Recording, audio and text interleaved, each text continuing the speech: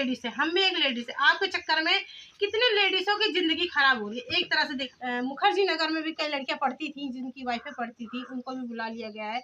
13 साल से शादी क्यों गए हमारे। सर मैं कहा जाऊँ। एक मनीष दुबे से कमांडेंट है, उन्हीं के साथ उनका अवैध संबंध है। मैंने सर उनको 22 फरवरी को रंगे हाथ अपने आवास पे पकड़ लिया था। ये मेरी नौकरी जाने वाली सर, वो सर इतना सर घोटाला की हुई है। 10-10 लाख रुपए सर लेती है पट्टा करने का, उनके साथ कोई कार्रवाई नहीं हो रही है। दोस्तों नमस्कार। आजकल एक खबर बहुत सुर्खियों में है, आप देख रहे होंगे आलोक मौर्य और ज्योति मौर्य का, क्योंकि एक ऐसी घटना ही हो गई है कि जो सबके दिलों को झकझोर कर रख दी है। कहीं ना कहीं विश्वासघात ऐसा हुआ है जिससे इन जैसी महिलाएं जो आगे पढ़ना चाहती हैं, इनके भी आगे एक ब्रेक लग गया है। आप देख सकते हैं मेरे सामने ये सारी किताबें हैं, ये प्रतियोगिता दर्पण है। आपको बता दें 2013 से लेकर 2016 तक का सभी अंक मैं लेके बैठा हूँ, और इस किताबों में आती हैं सब जितने भी युवा सक्सेस होते हैं। हर महीने कम से कम 2 से 3 युवाओं की कहानी होती है, वो इसमें छपती है। और ऐसे युवा जो चयनित होते हैं हर साल सिविल सेवा परीक्षा में, आपको दिखा सकते हैं, कैमरामैन हमारे नज़दीक लाए, दिखा सकते हैं। ये युवा जो होते हैं ये कहीं ना कहीं हर प्रतियोगी छात्र के ये प्रेरणा स्रोत होते हैं। ऐसी ऐसी कहानियों को लोग पढ़ के देख के उनके अंदर भी ऐसी ललक जगती है कि काश हम भी सिविल सेवा की तैयारी करें। आप देख सकते हैं ऐसे ऐसे युवाओं की फ़ोटो छपती है। तो ऐसी ही सितंबर 2016 में एक फ़ोटो छपी थी ज्योति मौर्य की। ज्योति मौर्य जो कि बनारस की रहने वाली थी, चिरई गांव की, और इनका विवाह हमारे ही ज़िले आजमगढ़ में हुआ था आलोक जी के साथ। पति सफाई कर्मी थे और इनको पढ़ा लिखा के धूमनगंज इलाके में रहते इलाहाबाद में भी उनका रहना था, झलवा इलाके में रहते थे वो। वहाँ से अपनी मैडम को तैयारी भी करवाए। हालांकि 2015 में मैं सफल नहीं हुआ, कुछ अंकों से मैं रह गया। वो वर्ष मुझे काफ़ी यादगार था क्योंकि मैं थोड़े से नंबर से ही पीसीएस में रह गया था। और उसका मैं आपको दिखा सकता हूँ, ये स्क्रीनशॉट में रखा हूँ, पीडीएफ फाइल भी है कि इनका जो ज्योति मौर्य है, इनका स्थान जो था महिला वर्ग में तृतीय था, और ओवरऑल की बात करें तो ये 16वें नंबर की थी। तो कहीं न कहीं हमारे लिए गर्व की बात होती कि ये हमारे ज़िले का नाम रोशन किया कि हमारे ज़िले की कोई बहू ने सिविल सेवा परीक्षा में पास किया। हालांकि हर साल कोई ना कोई तो आता ही रहता है, लेकिन उस समय इनका इंटरव्यू भी देखा था। ये मेरे हाथ में 2016 की है, हालांकि इसका कवर उड़ चुका है, फिर भी मैं आपको लगा के दिखा दूँगा। जब इनका चयन हुआ था तो प्रतियोगिता दर्पण में इनका साक्षात्कार छपा था, जिसको मैंने भी पढ़ा था। मेरे साथ साथ जितने भी मेरी तरह जितने भी प्रतियोगी छात्र हैं उन्होंने भी पढ़ा था, और इन्होंने साफ कहा था कि मेरी सफलता का श्रेय मेरे माता पिता गुरुजनों के अलावा मेरे पति का भी है। इन्होंने साफ साफ उसमें उल्लेख किया था। तो लेकिन आज हालात ऐसे हैं कि अब मामला इतना बढ़ चुका है कि जिसको लेकर काफ़ी ज़्यादा विवाद बहुत ज़्यादा बढ़ गया है।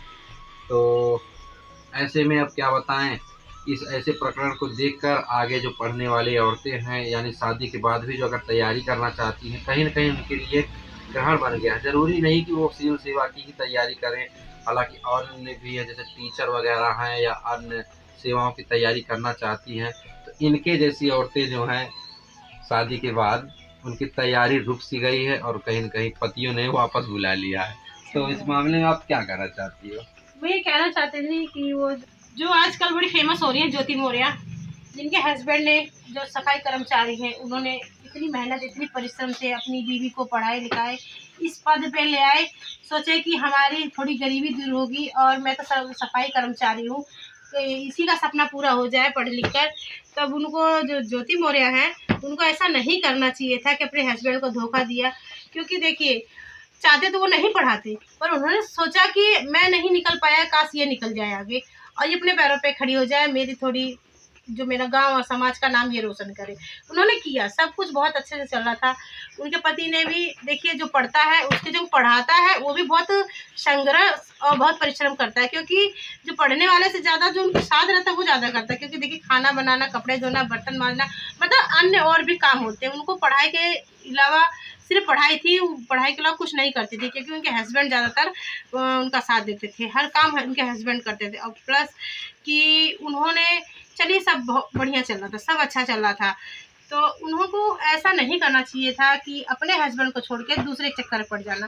देखिए, आप एक लेडीज़ है, हम भी एक लेडीज़ है, आपके चक्कर में कितने लेडीज़ों की ज़िंदगी खराब हो रही है एक तरह से देखा जाए, क्योंकि बहुत लोगों के पतियों ने इलाहाबाद से, लखनऊ से, जौनपुर से, सब जगह से बुला लिए जहाँ और ख़ासकर दिल्ली में मुखर्जी नगर में भी कई लड़कियां पढ़ती थी, जिनकी वाइफें पढ़ती थी, उनको भी बुला लिया गया है, क्योंकि सिर्फ एक आपकी वजह से। क्योंकि कहा जाता है कि एक मछली पूरे तरह को गंदा कर देती है, वही हिसाब हुआ है कि आपके चक्कर में कितनी बहनों की पढ़ाई बर्बाद हो चुकी है। और तरीक़ा से जितनी औरतें, जितनी लड़कियां पढ़ती हैं, उनकी पढ़ाई पर समझ लीजिए ग्रहण लग गया, क्योंकि जितने हस्बैंड सोचते थे कि आप अपनी बीवी को पढ़ाएंगे, चलिए हम नहीं कर पाए, हमारी बीवी करेगी, और जितने सास ससुर सोचते थे कि हमारे बेटा नहीं कर पाया, हमारी बहू करेगी, पर सबका दिल टूट गया है। जैसे ग्रहण नहीं लग जाता है, इस तरीके से ग्रहण लग गया सबकी पढ़ाई पे, सबका मतलब विश्वास टूट गया है, अब विश्वास करने लायक नहीं रह गया है।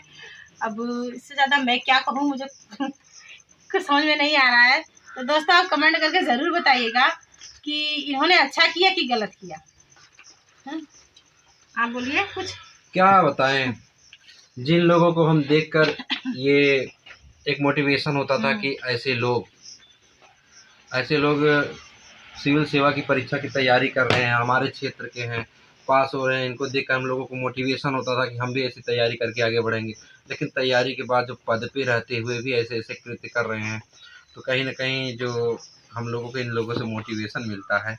यहाँ पढ़ लिख तो ले गए हैं, आप तमाम सारी यहाँ देख सकते हैं कि ऐसे ऐसे लोगों के इंटरव्यू छपते हैं, जिनको देखकर हम लोग उत्साहित होते थे कि चलिए कोई बात नहीं, हम लोग भी ऐसी तैयारी करते रहेंगे, है ना। अभी हमारे रोल मॉडल जितने भी हैं, ये लोग जब ऐसे ऐसे कारनामे करेंगे तो बहुत दिल दुखता है, बहुत सारी तकलीफ़ें होती हैं। जिनको अपना रोल मॉडल मानते थे, आज ये लोग ऐसे काम करते हैं। आप देख सकते हैं, ये सितंबर 2015 का है और इसमें निशांत जैन हैं, ऐसे ऐसे युवाओं के रोल मॉडल होते थे। देखिए, सबके इंटरव्यू छपते थे, सबके इंटरव्यू को हम लोग बहुत प्यार से पढ़ते थे, है ना। देखते थे कि हाँ ये हो गए, जब ये हो सकते हैं तो हम क्यों नहीं। इनको देख के हम लोगों को मोटिवेशन होता था। ये देखिए, 2 जुड़वा बहनें थे, मुक्ता और युक्ता। इन लोगों को भी सफलता में, इन दोनों ने भी तो पढ़ाई करी थी, ये लोग भी तो किसी पद पे हैं, पर इन्होंने तो ऐसा नहीं किया। इनका तो कहीं सुनने में नहीं आया कि इन्होंने भी ऐसा कुछ काम किया है। ये भी तो बहुत सारी महिलाएं होती है जो पास होती हैं, पर लेकिन क्या किया जाए, ये एक विश्वासघात किया है ज्योति मौर्य ने, और कुछ नहीं। और दोस्तों, आगे की जैसी भी जानकारी होगी हम आपको बताएंगे, और अपनी राय कमेंट बॉक्स में ज़रूर लिखें।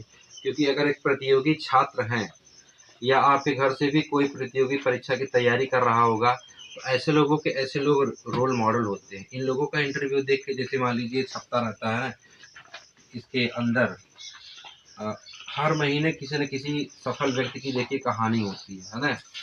इन लोगों को देख के ही मन में जो है तैयारी करने का विचार आता है कि ऐसे ऐसे लोग तैयारी करके आगे बढ़ सकते हैं, तो हम लोग क्यों नहीं। लेकिन दिल तोड़ दिया है ज्योति मौर्य ने।